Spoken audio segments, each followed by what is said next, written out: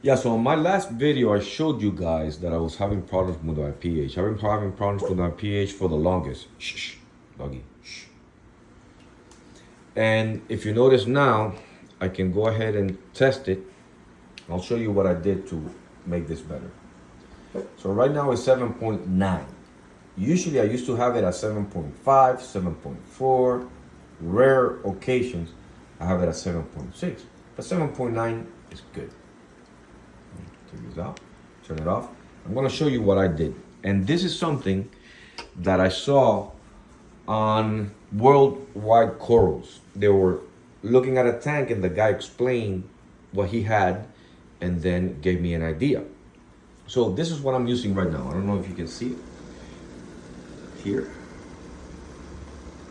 So if I go sideways, because this, I don't have a sump. Notice the amount of bubbles that chamber has.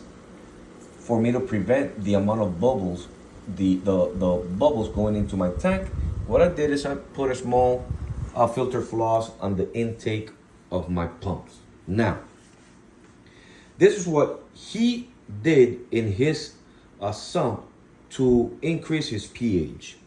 He bought just a skimmer pump, a protein skimmer pump, and then he put the hose to go to the garage. So he bought two of them, put it in the sump, and route the intake of the air to the garage without modifying his skimmer. So that way he doesn't have to readjust the skimmer, which is a good idea. And that's exactly what I did. So I put it here in that chamber and then put filter floss on the pump. So that way you have no bubbles going into the tank. I highly recommend this. I highly recommend this. But that, again, is an idea that came from one of the people that Worldwide Corals interviews. So yeah, I did the same, but in my case, it's going here to a CO2 scrubber.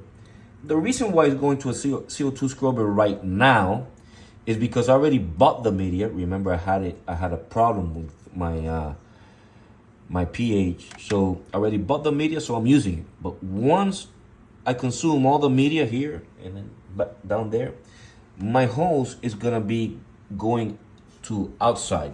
It's gonna draw air from the outside and maybe increasing my pH from what it is now, 7.9, maybe to 8.0. So I am very happy with the results. So hopefully, maybe I'll add another one in this chamber here. So that way I can increase my pH from 7.9 maybe to 8.1, 8.2. But trust me when I tell you, this is great idea. Now, the lid here was custom made by me. I bought a piece in Home Depot and then I cut out the power and the intake there, so I can just lay it there and the bubbles will not pop and then make a mess in the house of a salt mess inside the house. See, it's completely covered. So that way it can pop, doesn't make a mess in the house. Oh, thank you for watching, guys.